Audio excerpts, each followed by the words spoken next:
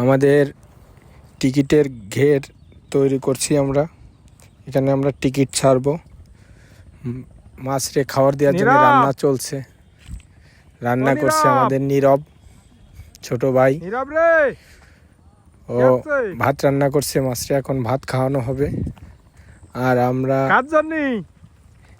Total ঘেরটা সবাইকে দেখাচ্ছি।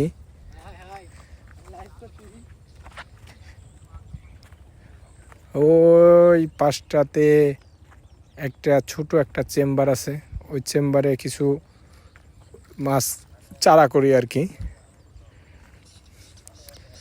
এই যে দেখা যাচ্ছে এটা হলো চারা করার জন্য একটা চেম্বার। আর এখানে আমাদের 3 জন লোক আছে, পর্যবেক্ষণ করছে। তো ধন্যবাদ সকলকে।